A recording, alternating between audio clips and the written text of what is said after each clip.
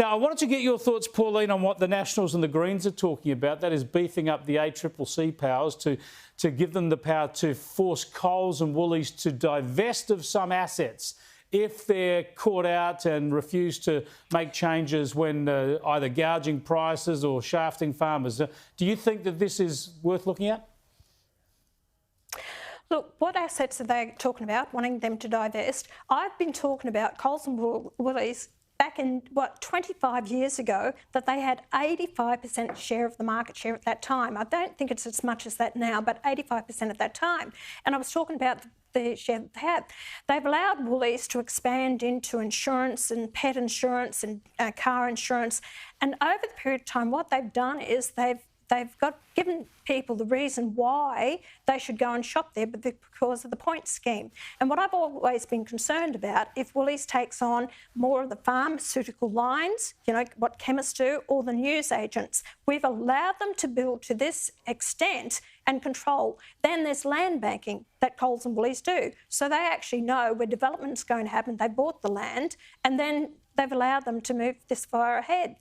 Look, Chris, we have to have this investigation, and yes, the price gouging, yes, what the farmers are paid for the produce to go into Woolies, that needs to be addressed.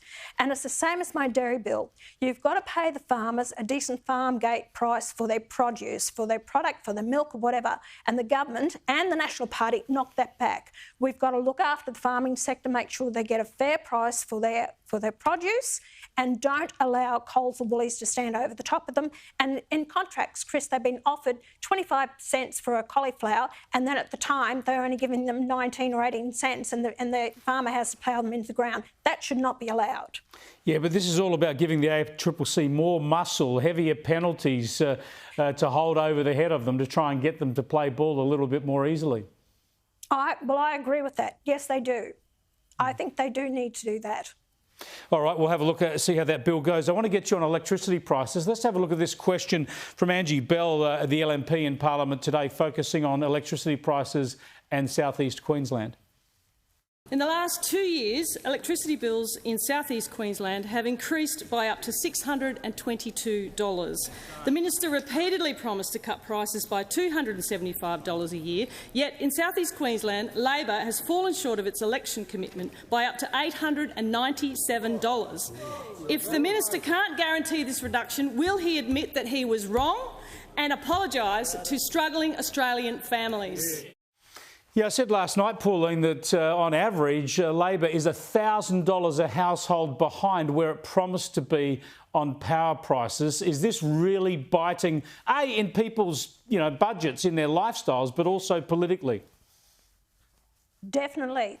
Definitely. Yes, it is, Chris. As I've said all along, it's not just only households, but you're looking at businesses as well. So a lot of business, and I went to one business, and this was a few years ago, and the increased power prices was $200,000 a year. Now, they make springs, and they send to 55 countries around the world. They've put on $1 million worth of their own solar panels trying to cover their costs, but still their costs went up $200,000. That was about 3 or 4 years ago. I hate to imagine what it is now. And that company, I met them only last couple of months ago, they said they're considering now moving overseas. So we're losing a lot of industries and manufacturing to go into overseas countries because of the escalating power prices. I think it will hurt, but Chris Bowen, absolutely useless, doesn't know what he's doing. He needs to go. And they're on this trajectory that it's going to be our way, we're going to do it our way, you're going to suffer, but hopefully we think that down the track it'll get cheaper. It's a joke. It won't get cheaper. It won't get cheaper. Power prices keep going up. It will not. We'll have an expert advice on that later in the program. Thanks for joining us, Pauline. I appreciate it.